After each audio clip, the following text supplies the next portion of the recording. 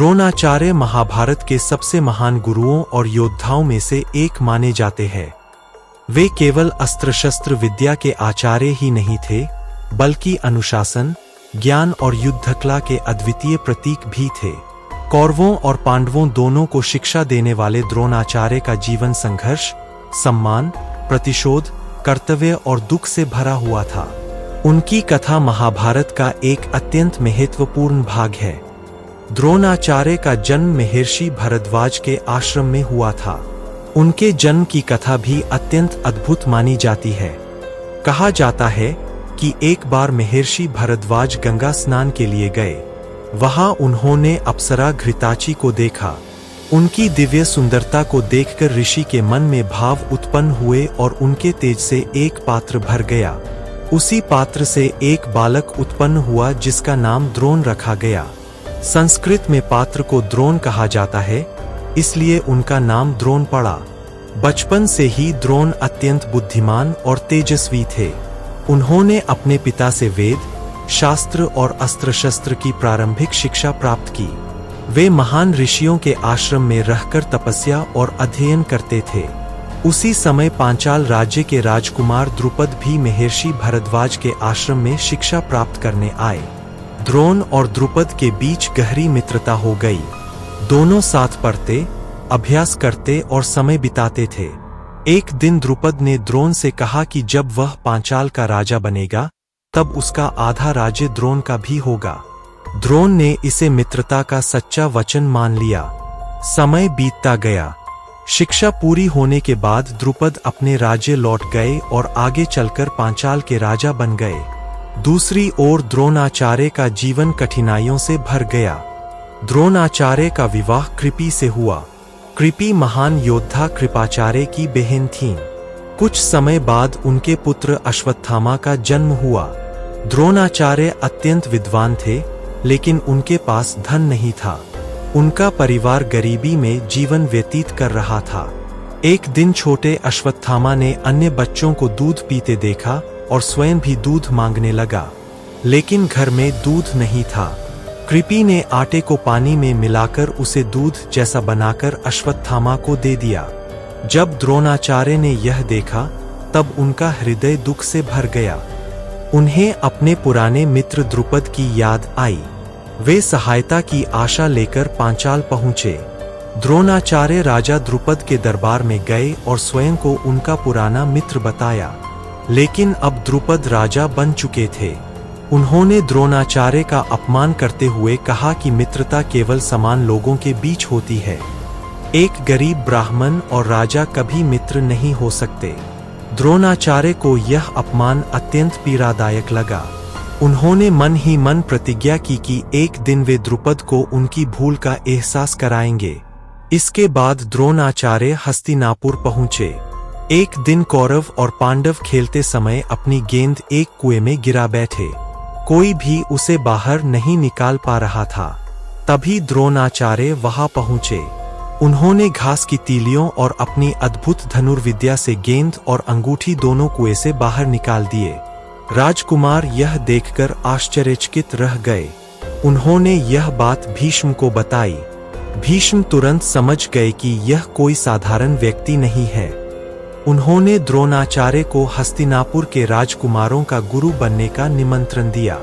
द्रोणाचार्य ने कौरवों और पांडवों को अस्त्र शस्त्र की शिक्षा देना आरंभ किया। वे अत्यंत कठोर और अनुशासित गुरु थे। सभी राजकुमारों में अर्जुन सबसे अधिक प्रतिभाशाली थे। अर्जुन की एकाग्रता, मेहनत और समर्पण देखकर द्रोणाचार्य अत्यंत प्रसन्न रहते थे। उन्होंने अर्जुन को संसार का सर्वश्रेष्ठ धनुर्धर बनाने का निश्चय किया।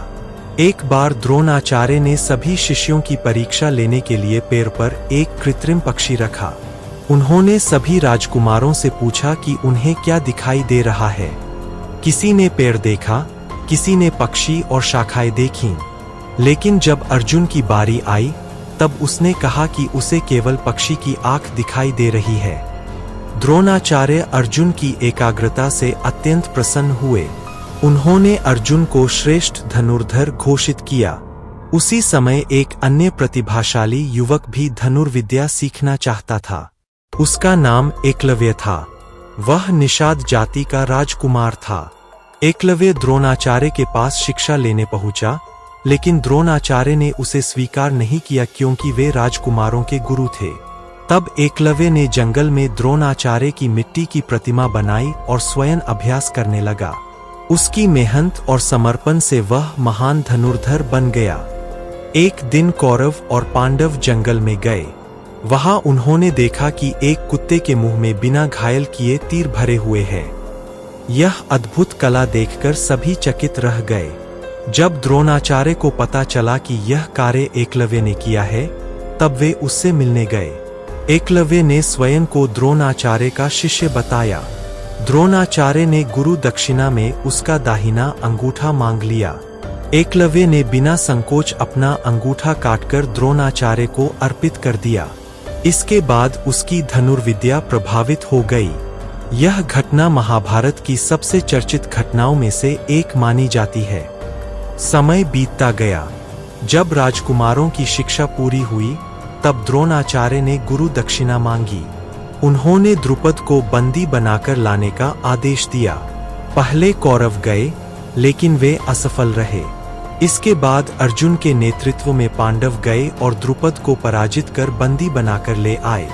द्रोणाचार्य ने द्रुपद को याद दिलाया कि उन्होंने मित्रता का अपमान किया था। फिर उन्होंने आधा राज्य लेकर शेष राज्य द्रुपद को लौटा दिया। द्रुपद इस अपमान को कभी नहीं भूले। उन्होंने यज्ञ करवाया ताकि उन्हें ऐसा पुत्र प्राप्त हो जो द्रोणाचार्य का वध कर सके। उसी यज्ञ से धृष्टद्युम्न और द्रौपदी का जन्म हुआ।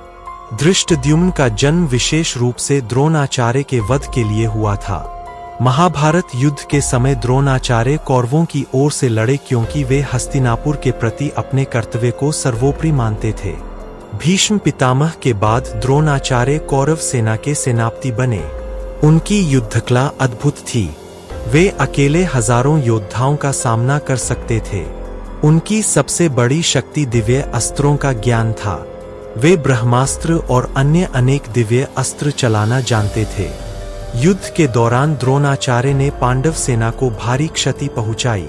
उन्हें रोकना अत्यंत कठिन हो गया, लेकिन श्री कृष्ण जानते थे कि जब तक द्रोणाचार्य हथियार नहीं छोड़ेंगे, तब तक पांडवों की विजय संभव नहीं है। द्रोणाचार्य अपने पुत्र अश्वत्थामा से अत्यंत प्रेम करते थे। श्री कृष्ण ने इसी कमजोरी का उपयोग करने की योजना बनाई। भीम ने युद्ध में एक हाथी को मार डाला जिसका नाम भी अश्वत्थामा था। इसके बाद उन्होंने जोर से घोषणा की कि अश्वत्थामा मारा गया। द्रोणाचार्य ने यह सुना, लेकिन उन्हें विश्वास नहीं हुआ। उन्होंने युधिष्ठिर से सत्य जानना चाहा क्योंकि युधिष्ठिर कभी झूठ नहीं बोलते थे। श्री कृष्ण के कहने पर युधिष्ठिर ने कहा, अश्वत्थामा मारा गया, लेकिन वह हाथी था। लेकिन अंतिम शब्द शंखध्वनि में दब गए। द्रोणाचार्य ने समझा कि उनका पुत्र मर चुका है। यह सुनकर उनका मन टूट गया। उन्होंने अपने अस्त्र त्याग दिए और ध्यान में बैठ गए। उसी समय धृष्टद्युम्न ने अवसर देखकर द्रोणाचार्य का वध कर दिया। द्रोणाचार्य का अंत अत्यंत दुखद माना जाता है। वे महान गुरु और योद्धा थे, लेकिन महाभारत का युद्ध सभी के लिए विनाश लेकर आया। उनके पुत्र अश्वत्थामा पिता की मृत्यु से क्रोधित हो उठे। उन्होंने प्रतिशोध की आग में भयंकर कार्य किए। द्रोणाचार्य का जीवन अनेक शिक्षाएं देता है। वे महान गुरु थे, लेकिन उनका जीवन यह भी दर्शाता है कि अपमान और प्रतिशोध किस प्रकार मनुष्य के निर्णयों को प्रभावित करते हैं। भारतीय संस्कृति में द्रोणाचार्य को आज भी महान शिक्षक के रूप में सम्मान दिया जाता है। खेल और शिक्षा के क्षेत्र में भारत सरकार द्वारा दिया जाने वाला द्रोणाचार्य पुरस्कार उनके सम्मान में ही है। उनकी कथा केवल युद्ध की कहानी नहीं, बल्कि गुरु शिष्य परंपरा, कर्तव्य, सम्मान और मानवीय कमजोरियों की भी गाथा है। महाभारत में द्रोणाचार्य का स्थान सदैव अमर रहेगा। ऐसी और भी नई वीडियो के लिए कृपया हमारे चैनल को लाइक, शेयर और सब्सक्राइब जरूर करें। धन्यवाद।